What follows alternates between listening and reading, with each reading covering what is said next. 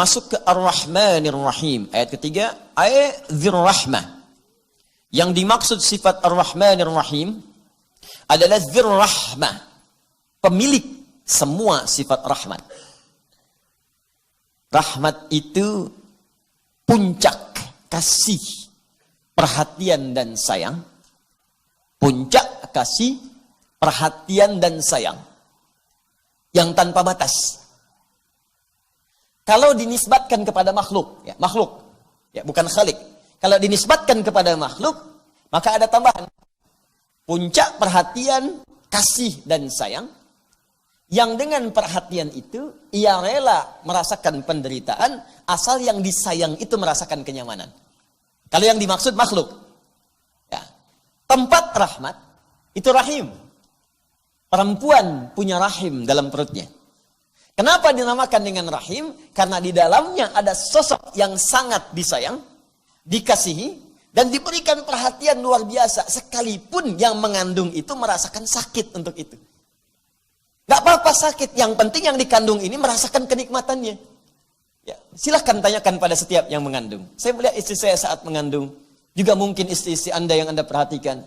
Atau tanyakan pada ibunda kita yang telah melahirkan kita. Saat mengandung, kata Al-Quran, wahnan ala wahnin. Quran surah ke-31 ayat ke-14. Sulitnya luar biasa. Miring kanan, susah. Kiri, susah. Telungkup, mustahil. Ya. Wah, terlentang, juga sulit. Tapi dipertahankan semua itu untuk apa? Supaya anak yang dikandung ini merasakan nikmat dan sayang. Makanya sebagian ahli hikmah mengatakan, ini cuma hikmah ya. Boleh jadi tinjauan lain itu bisa berbeda. Ahli hikmah mengatakan, kenapa yang terlahir dari bayi itu ketika keluar pertama kali adalah tangisan dalam dirinya. Karena dia khawatir tidak mendapatkan kenikmatan yang sama ketika berada dalam rahim ibundanya. Atau ahli hikmah mengatakan demikian. Karena itu, kalau ada sifat rahmah, kemudian dinisbatkan kepada makhluk, maka itu puncak kasih, sayang, dan perhatian yang diberikan kepada seseorang atau satu pihak, dan dengan perhatian itu ia rela menderita untuk memberikan kenyamanan pada siapa yang diperhatikannya. Jelas? Makanya ibu kan seperti itu ya. Kadang-kadang ngutang dulu, minjam dulu supaya anaknya lulus kuliah. Tapi nggak pernah ngasih tahu kalau itu pinjaman. Nggak apa-apa dicaci orang, nggak apa-apa datengin orang, nggak apa-apa ditagih orang, bahkan kadang-kadang diteror. Yang penting anaknya nggak usah tahu. Itulah ibu. Makanya kalau sedang kesal pada ibu, coba pikir-pikir dulu sulitnya ibu waktu mendidik kita. Itu bahasa Qurannya. Ya, kata Allah, wassainal insana biwalidayhi. Kami wasiatkan berikan pesan yang tegas pada setiap anak untuk berbakti pada kedua orang tuanya. Kalau sedang punya masalah dengan orang tua, apalagi dengan ibu, hamalathu ummu wahnan ala wahn. Kamu pikir dulu kau mau marah, pikir dulu. Ibu kandung itu ngandung kamu 9 bulan, itu sulitnya luar biasa. Berat kata Allah itu. Jadi kalau mau marah tuh pikir-pikir dulu. Saya tuh kadang sedih, kadang-kadang tuh pengen bertindak pada anak-anak sekarang itu yang dengan seentengnya aja memperlakukan ibunya. Ada gara-gara uang 10.000 ditendang kepala ibunya. Hanya karena uang 10.000 Anda bayangkan. Ada yang mengeksekusi, ada yang mencaci maki. Ini siapa sebetulnya? Kata Quran, kamu pikir-pikir dulu, ibu kamu itu 9 bulan ngandung di perutnya. Kamu dibawa-bawa kemana-mana. Ya, wahnan ada wahnin, sulitnya luar biasa. Di Quran surah ke-46 ayat ke-15 disebutkan karha. Itu luar biasa. Berat, karha itu perasaan yang tidak mudah gitu. Ya, sulit. Kalau sekarang nggak suka itu kalau kita tuh mual kalau dalam bahasa orang mengandung. Ya, isyarat Quran tuh ada. Orang ngandung tuh katanya kadang bawa mual, kadang nggak enak. Itu Quran surah 46 ayat ke-15. Bahkan di Quran surah ke-7 ayat 189, falamma asqalat kata faqal. Ya, faqal itu kalau Anda angkat beban, barbel, ya, angkat beban. Ya, angkat beban, barbel, Anda angkat, kan yang angkat tangan kan? Tapi berat beban itu ke semua tubuh terasa kan? Ya, ke badan terasa, ke kaki terasa. Yang angkat tangan. Kenapa yang semicut itu mulut kemudian wajahnya? Beda kan? Itu bebannya terasa. Ya, ibu saat mengandung pun itu diilustrasikan oleh Quran itu menggunakan kata fakal. Yang ngandung perutnya, tapi yang sakit bisa kepalanya. Yang sakit bengkak bisa ke kakinya, bisa ke tangannya. Dan bahasa Quran sederhana, kalau mau marah sama ibu, ingat-ingat dulu ini. 9 bulan kamu dibawa kemana-mana. Nggak pernah kemudian disimpan dulu. Pernah ada seorang ibu mengandung mau nyuci. Nah, ibu mau nyuci dulu, kamu istirahat dulu di sini ya. Tidak. Nggak ada. Kandung sampai keluar, selesai. Nyuci, bawa. Nyapu, bawa. Ya, beres-beres, bawa, dibawa. Pikir dulu kata Quran. Nah, itu kalau dinisbatkan kepada makhluk. Kalau dinisbatkan kepada Khalik Allah Subhanahu wa taala, maka sifat menanggung penderitaan itu dihilangkan. Karena mesti ada beda antara Khalik Allah dengan makhluk. Itu kaidah. Karena itu sifat rahmat Allah diberikan tanpa batas kepada manusia sampai ia kembali mau mendekat kepada Allah Subhanahu wa taala. Itu perbedaannya. Di Allah itu, teman-teman, itu nggak ada batasnya. Nih saya contohkan ya, pelaku maksiat, gelap-gelapnya, sepekat-pekatnya, sehitam-hitamnya dosa melekat pada diri manusia. Itu oleh Allah diberi kesempatan sampai mau balik. Sampai ajalnya tiba. Kalau sebelum ajalnya sampai ke kerongkongan, itu dibentangkan terus rahmatnya. Dengan sifat rahmatnya. Yuk kita ambil contoh ya. Di Quran itu ilustrasi kesalahan, itu ada 5 jenis. Dan setiap jenisnya, itu selalu dilekatkan sifat Allah untuk mengampuninya. Misal, kesalahan pertama disebut khata'un. Ya. Jama'nya disebut dengan akhta'un. Jam'ul jama'nya disebut dengan khataya. Ya. Kalau berbuat kesalahan ini, perbuatannya disebut akhta'a yukhti'u. Fokus. Satu kali salah, khata'. Beberapa kali salah, banyak akhta'. Banyak salah. Khataya. Ya, kalau kita ngaku, ya Allah saya ngaku banyak salahnya, tak terlukiskan. Banyak ya Allah. Maka tambahkan ya pendek di akhirnya. Ya. Khataya. Ya. Makanya setiap kita salat tuh, salah satu bacaan doa istiftah, Allahu Akbar, Allahumma ba'id baini wa baina khataya. Ya kecilnya mesti bunyi. Itu cara menerjemahkannya begini. Ya Allah, saya mengakui dalam salat ini ya Allah, bahwa saya ini banyak dosa. Itu cara bacanya. Bukan sekedar di lisan. Kalau cuma di lisan, nggak ada getaran kejiwaannya. Pahami bacaan itu. Ya Allah, saya mengakui ya Allah. Saya mengakui dalam sholat ini saya banyak dosanya. Lantas bayangkan dosa apa aja. Dosa mata, dosa telinga. Sebelum sholat tadi ngerjakan dosa apa? Nih kalau masih belum mau ngaku ya, saya tanya nih. Siapa yang nggak punya dosa? Angkat tangan. Angkat aja. Ya. Ayo.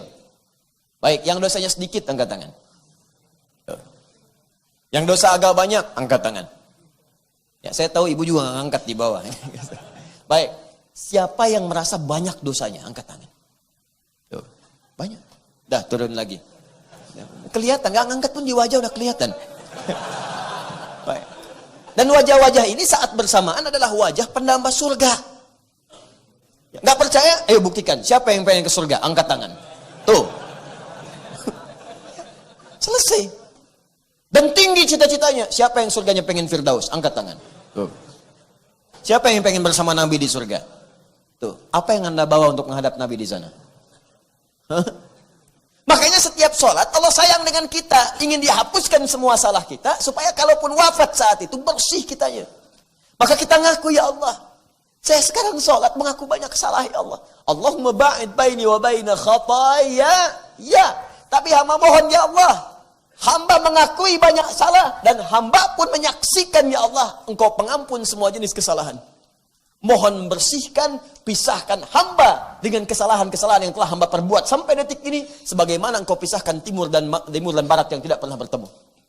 Jangan tampakkan saat di akhirat nanti ya Allah. Jangan tampakkan, karena nanti sekecil apapun kesalahan akan ditampakkan oleh Allah. Wa may ya'mal mithqala dzarratin syarran yarah. Dan sekecil apapun perbuatan salah sepanjang belum ditobati akan ditampakkan di akhirat. Ini perbuatannya disebut akhta. Jika sudah terjadi kesalahan khata, agak banyak akhta, kemudian banyak lagi disebut khata, ya. Allah menurunkan satu sifat untuk menghapuskan ini semua. Disebut al-afu namanya. Al-afu. Nah, khata ini itu adalah kesalahan yang jelas salah. Walaupun sifatnya masih umum. Bisa jadi mengandung dosa, bisa jadi salah, tapi belum tentu berdosa. Nah, contoh, subuh sekarang jam berapa? 4.32 misalkan. Baik, 4.32 itu subuh. Ada orang baru bangun jam 6. 6. Bangun. Belum sholat subuh. Salah tidak? Salah, jelas salah. Salah, belum sholat. Karena standarnya 4-3-2 itu siap-siap sholat. Dia jam 6 baru bangun. Udah lewat syuruk. Udah lewat syuruk. Baik. Sekarang salah tidak? Salah. Dosa enggak? Belum tentu, John. Belum tentu. Kalau tidak disengaja, ya memang malamnya kecapean. Sulit tak terlukiskan sampai kemudian tertidur lelap. Memang bangunnya jam 2 untuk tahajud. Allahu Akbar. 11 rakaat khusyuk. Setelah itu selesai, jam 3:30, lihat baca hadis, sunnah Nabi setelah tahajud bisa berbaring terlebih dahulu. Miring ke kanan. Berbaring dia. Cuman bedanya dia dengan Nabi, Nabi sebelum subuh bangun. Dia habis subuh baru bangun. Salah sih iya, cuman dosa enggak. Nah itulah khata namanya. Kalau sudah mengandung dosa, maka berubah kalimatnya menjadi dzambun. Dzambun. Turunkan ini. Dzambun. Ini ya. Satu jenis. Baik, subuh 4.32, dia bangun jam 6 sengaja.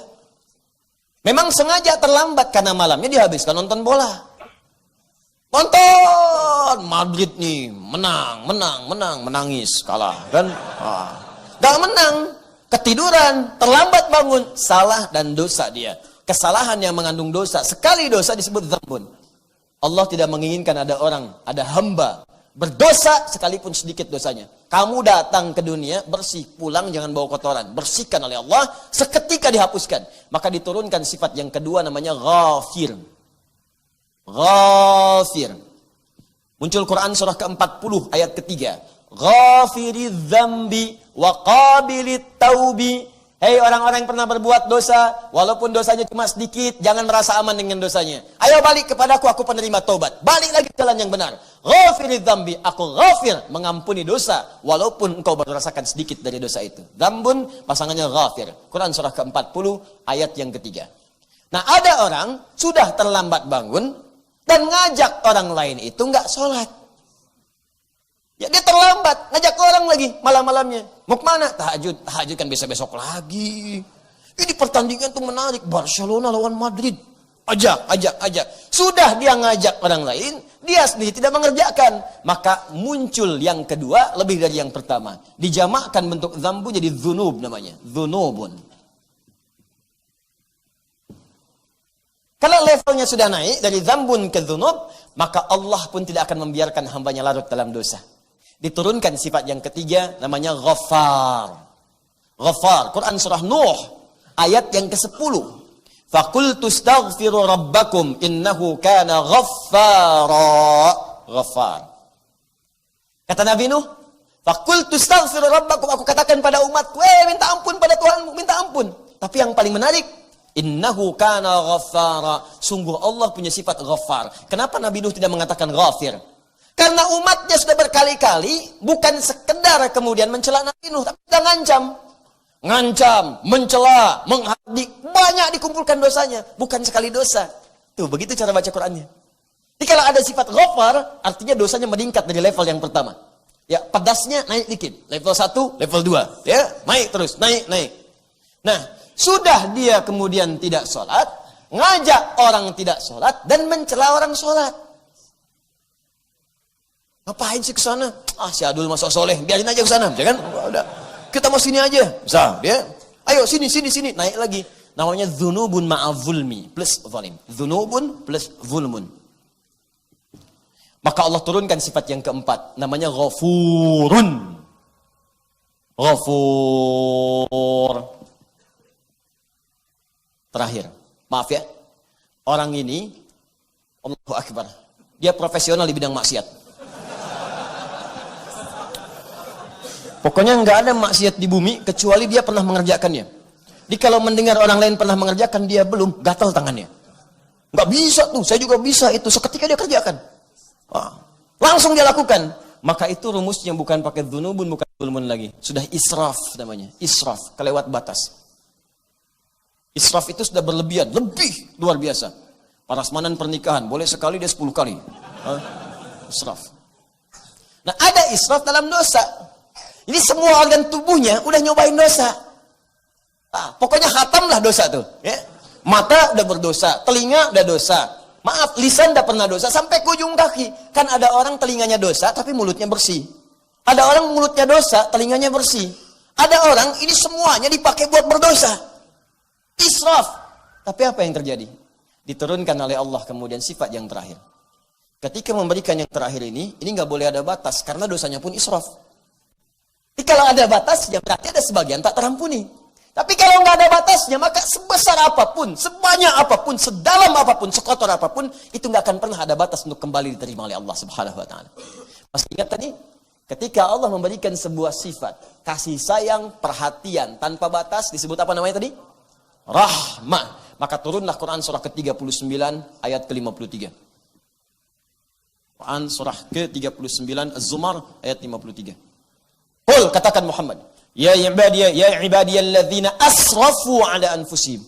Muhammad katakan, infokan, beritahukan kepada hamba-hambaku, masih di aku hamba, Pak. Masih di aku hamba. Hei para pezina, hei yang pernah zina, hei yang pernah mabuk, hei yang pernah korupsi, hei yang pernah nyuri, hei yang pernah membunuh. Dengar kalimat ini. Kata Allah, engkau hambaku. Engkau hambaku. Itulah bedanya Tuhan dengan makhluk. Anda punya anak, jahatnya luar biasa, merusak nama keluarga. Sudah nggak terukur berapa kali nama Anda dirusak oleh dia. Sudah nggak terukur berapa kali keluarga kemudian dilecehkan oleh dia.